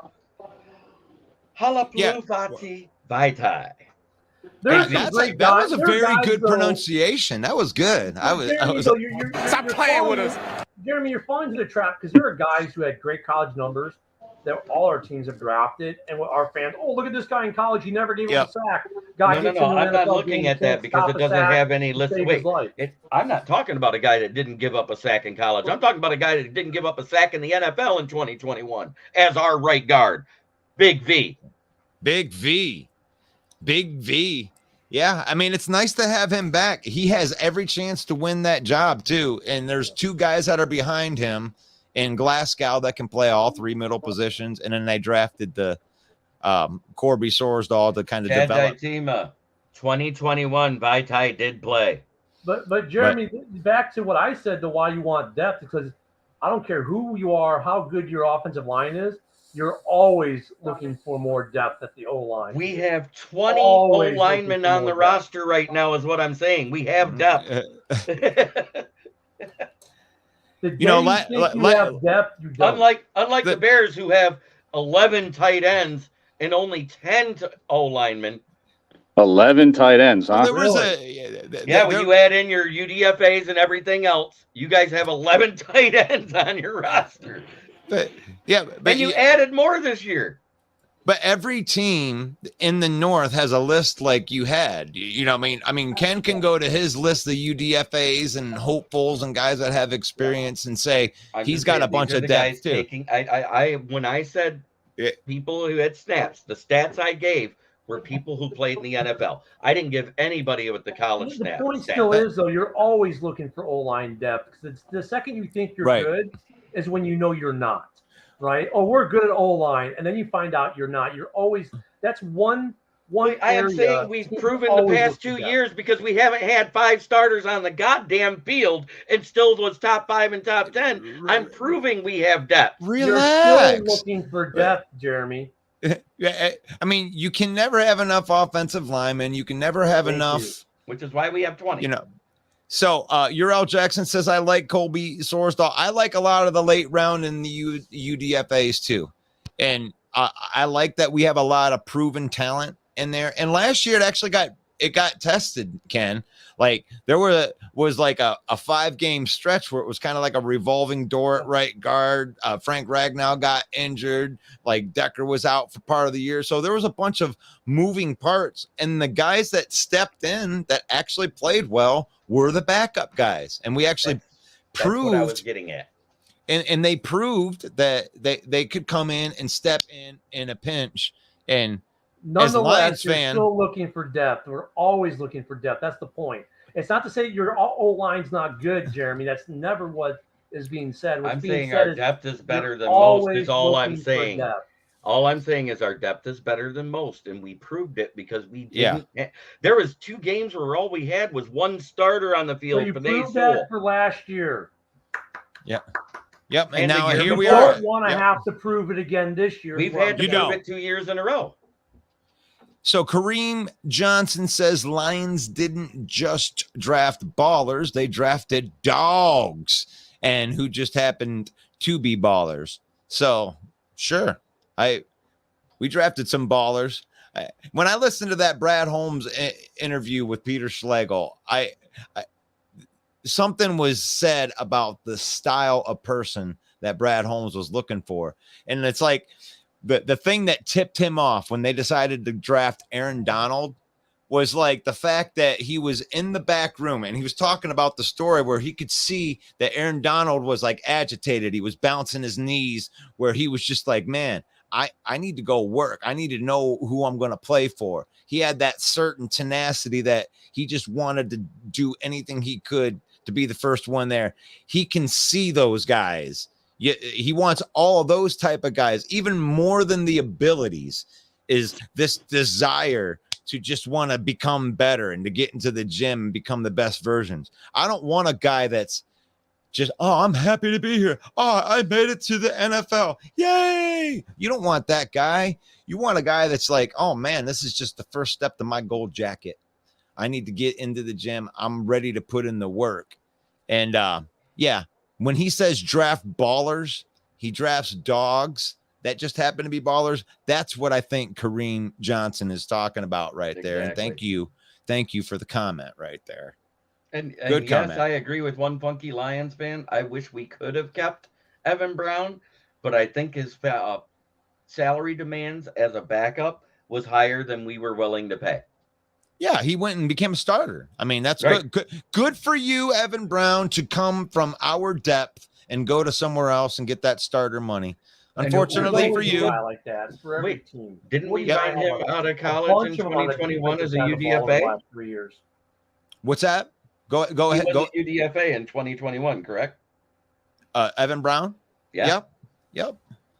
And that's cool. I mean, if you can have somebody that comes from your team and goes to another team and can get an upgrade, kudos to that. If you can be that launching pad. I mean, we have Frank Ragnow, so we're not going to go give you $10 million a year. I'm sorry, everywhere, Evan Brown, because you can play everywhere. You can play left guard, you can play right guard, you can play center, and that is a good football player right there, Evan Brown. He's probably a better football player than Graham Glasgow, but it is what it is. Graham Glasgow costs $1 million and you cost 10. Yeah, pretty much. And he's not that much better than Glasgow. Yeah, he is. Glasgow is a traditional center. I like it that he snaps the ball with the nose of the football. I've always liked that kind of style. Right there. You like that? Yep. You like that?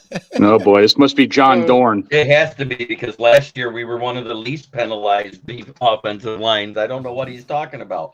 Well, you see, John says the opposite is Mhm. you can he says, here's reality. And then John lives over here somewhere. Because I remember a couple of weeks ago, he brought up Sutton, the fact that he only had one good year.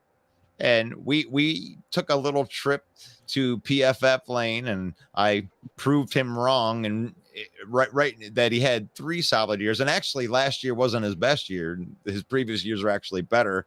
And Hey, the only thing John Dorn was right about out of all these years I known him, he always thought Matt Nagy was trash. It's the only thing I agree with.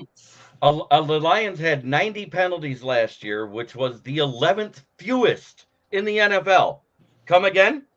Hey, go ahead and hit that Kirk Cousins button again, Russell. You like that?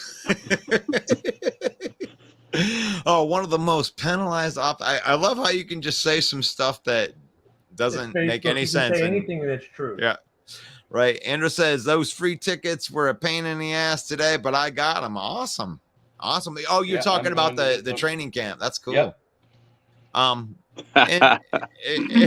Well, I guess we're wrong. We live in reality, John. I'm sorry. I actually use the stats. I try to, not live and die by PFF stats, but Look it. I let it John guide a little Dorn. bit. John Dorn has already said that Jordan Love is the best quarterback in the division. That he is going to be You better like than that? Aaron Rodgers has been. No, you got hey Russell, you got a puking sound for that one? Yeah, I mean, come on. What? I don't know wait. what I got to. Just before he typed that the Lions were the most penalized offense last year, you know what I heard? Hey, you know what? Let me show this real quick because Jason, my neighbor down the road, I mentioned this a little bit earlier about Kirk Cousins. If you haven't watched this, I started it last night. I think I got 3 episodes left, and I'm done. It's a limited series. It follows Mahomes, Cousins, Wow. and Mariota during the You season. see that number? I don't know if you can see it. See the number on there? Oh yeah, Yep. yeah, ways to go. That's how many people in front of me for tickets to Allen Great. Park right now. This quarterback show though on Netflix, it followed those 3 guys for the entire season last year. Great look inside, and you really get a good understanding of what these guys at the quarterback position go through. And honestly, like Russell, especially Jeremy, if you watch it, you'll get a better, I don't want to say understanding, but a more of appreciation for what Kirk Cousins does for that football team up there in Minnesota, week in, week out. I think it's a great show. Oh, quarterback? Yeah. I haven't had a chance to watch it, but I probably will. Between writing, setting up my podcast, coming on Russell's podcast, and working every day, it's a little hard for me to have time for Netflix. The future of NFL NFC North quarterbacks. We're in the spot. Like, here's 2 quarterbacks right here that I don't even know if Veterans. they're. I mean, are they going to be what? Yeah, but are they going to be part of the Lions and the Vikings come 2024, 2025? These guys are I not think the future. I think Goff would be more than Cousins in that if you're going to ask that question. Yep. I mean, and that's because of their cap hell. And look, I think the Vikings, the way, because of cap hell, right, Jeremy? But I think the way Quezzy's done this team and not offered Cousins, he's going to be a free agent at the end of the year, right? I mean, they basically said, if we don't win the division, bye-bye to Cousins. I mean, unless Cousins like his MVP, which could theoretically, I guess, happen, right? He's one of 32. It could happen. I think they're willing to move off. Whereas the Lions with Goff, even if he has a down year, I think he's got enough support from the fans and the coaching staff that even if he has a bad year, he's sticking around for at least 1 or 2 more. But Cousins has to have like that team has to be a playoff team that wins a playoff game, I think, in order for Cousins to stay. And so, Exactly. Jeremy, I got a question. If, say, Goff, you guys win a division and get to the playoffs, either win or lose a playoff game, Mhm. do you give that extension to Goff? I think, and I'm going to say this now because I've talked about this ad nauseum on my show. I think that's why we drafted Hendon Hooker in the 3rd round. It wasn't just because he was the best quarterback available and everything else. Brad Holmes has a relationship with that family that's been for years. He's known Hendon Hooker since he was a kid. So he has that relation. He saw his progression as a quarterback from high school to Virginia Tech to Tennessee. That's why he's smart, Jeremy. He's Virginia. He's a Hokie like me. Right. And then on top of that, he's only 1.05, not even 1.5. It's 1.05 million a year for that 3rd round quarterback. So he's a negotiating tool. If Jared Goff is not going to accept a less than $40 million a year quarterback salary, I have the feeling he'll be traded for commodities, regardless of how he does. Well, let me tell you something. If the Giants want to pay Daniel Fumbles, I'm sorry. I'm sorry about that. Yeah, Daniel Jones. But Daniel Jones was not the reason that team won games. They paid the wrong guy. Saquon Barkley is who Yeah. won games for that team. They should let Oh. the QB the team. I like to agree with you, Jeremy. I really do. But Saquon Barkley only had one healthy year. And it was last year. He had a non-contact injury against us. And On that field. On the field of knees that I call out there in East Rutherford, New Jersey. And You Saquon realize- Barkley, as of last Saquon Barkley also lives 10 minutes from me. He went to Whitehall, Pennsylvania as well. That's awesome. I don't. So your values stayed the same because he raised it and Matt Millen lowered it. Well, the last time a running back got at least 10 million for a contract was Nick Chubb, and Yeah. I say Nick Chubb is 2 times better than Barkley. I don't care what anybody says. I have Barkley- close to the same level. When they're on the field, they are of the same talent Yeah. level. I love I Nick think Chubb. Chubb's He's the a best scoring running back in the machine. league. I had him on my fantasy for the last 3 years. Saquon Barkley, I won't touch on a fantasy. What's the Right. contract situation on Goff? How many years he's got left on the current deal? He's got this So- year and next season. Well, let me talk to you right here about this man right here and my opinion on this whole Goff situation. And I'm gonna judge by the way that the Jamal Williams thing was handled when it comes to how Goff is going to be handled. They drafted Hendon Hooker, and he is going to redshirt, and the full plan is for him to learn the offense, for him to learn behind Goff. Next year, they will trade Goff regardless of how he Okay. does. Even if he wins the Super Bowl, the plan of action is the plan of action. Like, he is going to train behind, and Hendon Hooker is the QB of the future. And like Jeremy alluded to earlier, you get him for $1.50 a year for 3 years, and they are going to take advantage of 3 of those years. 100%, because that's how you build a championship franchise. So I'm not saying that's what I want to have happen, but That's what I see our happening. general manager, Brad Holmes, has shown, because even Jamal Williams going out the door, hey, buddy, hey. And if they do re-sign Goff, it's going to sound something like this. Hey, Goff, we got something really, really good here. We have $25 million a year that I'm going to allocate for quarterback, and it's going to go on the table for you. Would you like to sign an extension, 2 years, $25 million to stay with this franchise? Oh, you don't want that? I have no problem with you walking out the door and doing that. So we're going to see what we can get you in the trade value for you. Good luck and Godspeed. And good luck. And So, and he Russell, moves if you win on. the division, if you win the division and then God forbid win a playoff game in the same year this year, let's say that You said God forbid. how does your plan how is that Brad Holmes plan even remotely close to happen without the fan base burning down Ford Field? I mean, Well, look, if Golf the wins fan your base first looks- division title in 30 years. Guess it's better in snow. Okay, I'll answer that.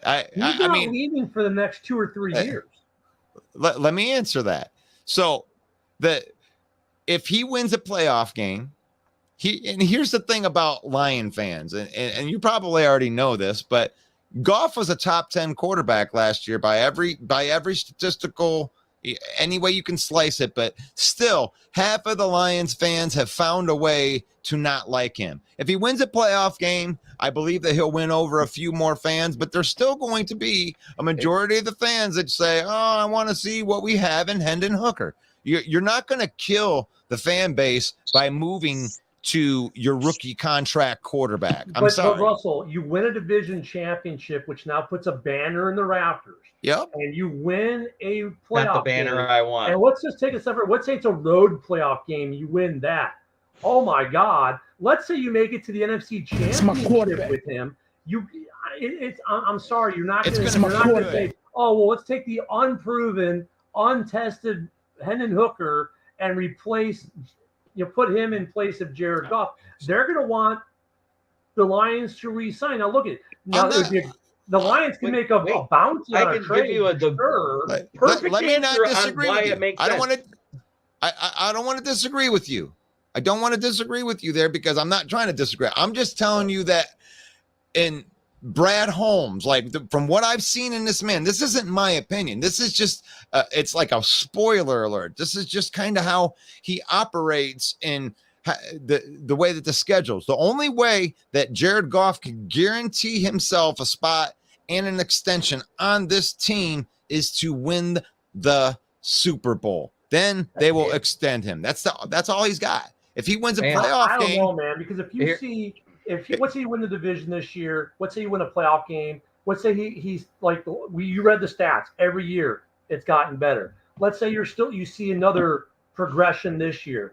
It's hard to get rid of a guy who's relatively young in the league for a guy you drafted when 5th, 6th round. I like Third. Hooker, and I like Hooker as an insurance policy, but he is an insurance policy. If he's a Goff isn't first-round good. grade. All Good. these other You don't need guys, the policy. all these other guys that are drafting these quarterbacks are throwing their guys right to the wolf. It's not an insurance policy. You're putting a bet, no matter who you put out there. And by the way, if he wins a playoff game, we could just ship him off to the Vikings for 2 first-round picks. Done deal. Yeah, because Done we've deal. already every team in the You like NFC that? North has fleeced Quezzy except for the Vikings so far. Except Yeah, for the I mean, Bears. He'll have a high trade value because the contract's for sure. manageable, and then you'll be able to move to your next guy. That's just the style of what Brad Holmes did. He let Jamal Williams walk. It's like, cool. We'll bring in David Montgomery. We'll He offer him let- the same deal. He let the This guy is what that we broke have. the guy you're talking about, franchise record for rushing touchdowns, just say, see ya. You don't want to sign for what we want? We don't need you. Running backs are a completely different ball game than quarterbacks in this league. What I'm saying is that's the way that he's handling his business. Even from the free agent standpoint, like he ain't bringing brand new guys in for like 4-year deals. Cameron Sutton got the longest deal. I mean, him and David Montgomery getting 3-year deals as off the street guys. He hadn't offered any 3-year deals to anybody. It was Quarterbacks, one, so then 2. If they prove themselves, they got a 2-year deal, and then Tracy Walker actually made it to he got re-signed. quarterbacks are a whole nother ball game than any other skill position. If you want proof of that, look at the Bears. Look You're at the right. Vikings. Look at the Lions. Look at every team in the NFC North not called Green Bay for the last 30 years. Hendon Hooker, you know what he is? Take your analysis but a step further and add it to what I said as being an insurance policy. Because what's the other big spending block teams get every year? How much am I paying for a quality backup should my starter get hurt and miss time? Hendon Hooker, not only is he your insurance policy if Goff ends up regressing for the next year or two, he's also a very, very cheap and competent backup quarterback. You're betting that he's going to be a competent backup. Sure. He's an unproven draft But pick. there's no hurry. Right? You know, I mean- you got red shirt. He can learn Right. the entire Trubisky, offense. you can go to Trubisky. Now we can venture in Trubisky land because Trubisky in 18 was great. Now look at him. Okay. Now, finally, can I say what I've been trying to say? Wait. All right, go ahead.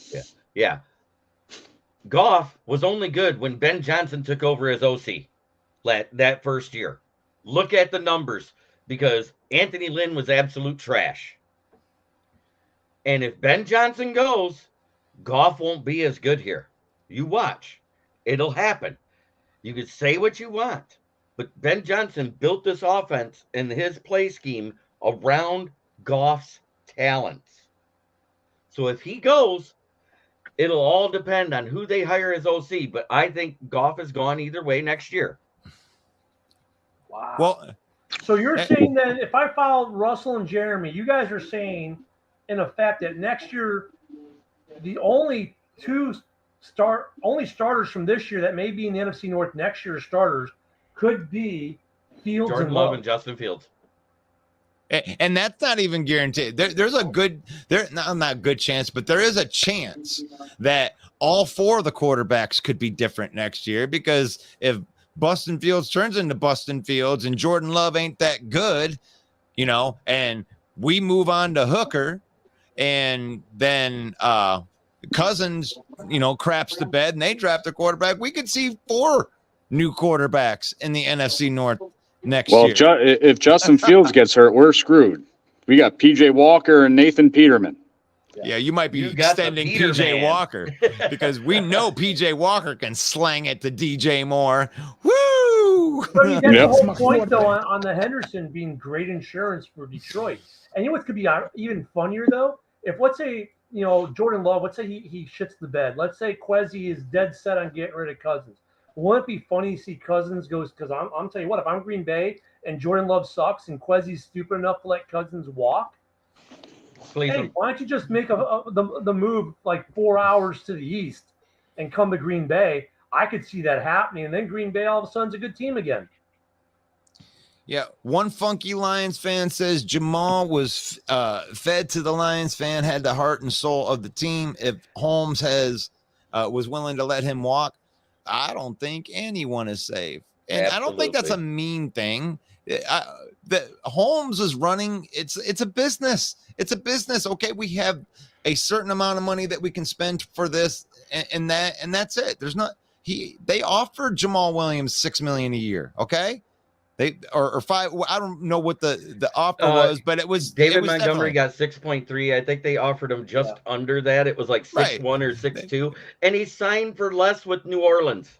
Well, regardless of what that is they offered him money. He said, "Hey, you have till this certain time to do the deal," and when it didn't go through, they were like, okay, well, the next one up on the list was David Montgomery. David Montgomery, bring him in, sign him. Yeah, like sometimes players are their own worst enemy with dealing with the team they play for a deal, because had he not set a deadline and said certain things, the Lions may have gave him away. But the problem he also had was Montgomery was going to be available and was available, and Montgomery is a darn good running back. Bears fans were mad when we let him go.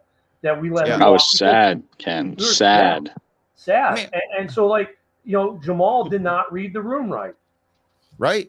And I like Jamal here, but I'm not dumb enough to sit up here and think that Jamal, didn't run 9 of those touchdowns right off of Frank Ragnall's butt and walk into the end zone because we have an awesome offensive line.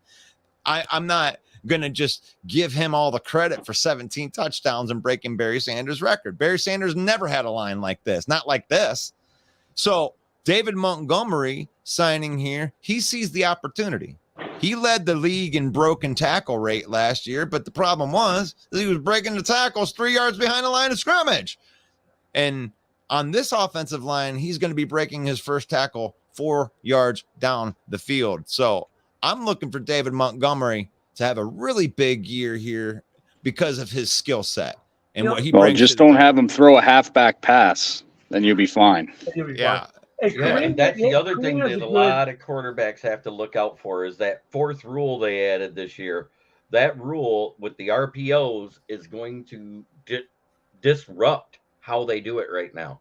Yeah. Because if a quarterback tucks the ball and runs outside the tackle box, they cannot pitch the ball forward or do a shuffle pass. They have to lateral or do behind them, just like a running back. That's a very Mahomes-ish kind of rule, though. That's more of a Mahomes thing. But hey, this is a great comment here, and it's from Kareem, and it kind of answers Jason. So we're talking about the 4 quarterbacks for next year. Jason said, "Spot on, guys. 4 new quarterbacks is a possibility for sure."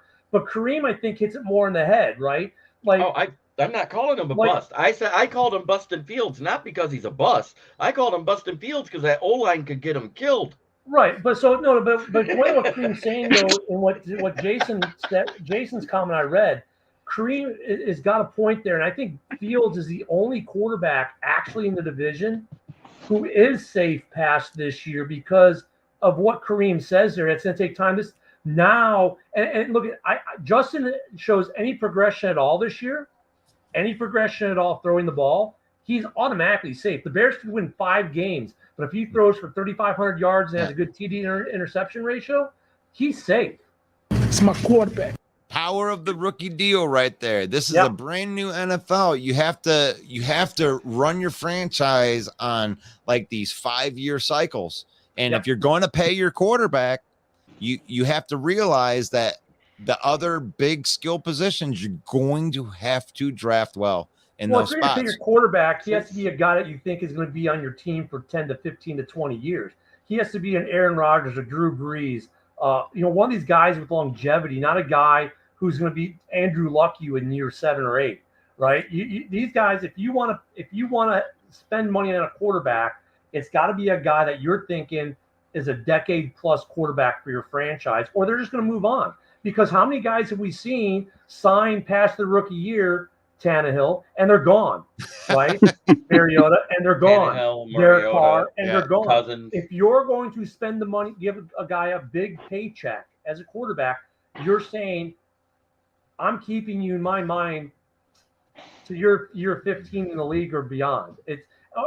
So if I don't see you as being my guy 5 years from now or 7 years from now, I'm moving on to the draft or some other young guy. Man, this is a great quarterback conversation, and we've been doing this for 2 hours today. This is about the time where I turn into a pumpkin right Yeah, here. You got one more thing And, to say. And I do have one more thing to say, but I would love to continue this conversation tomorrow. Like we do this every single morning at 11 a.m. on the Eastern, because I think that's what 12 for you guys. Is it earlier? Or it's 10 or 12 for you guys? 10. No, 10 we o'clock. mean No, we're 10. You do it 11 Eastern. Wait, you do it at 10 Central, 11 Eastern. your hour behind us.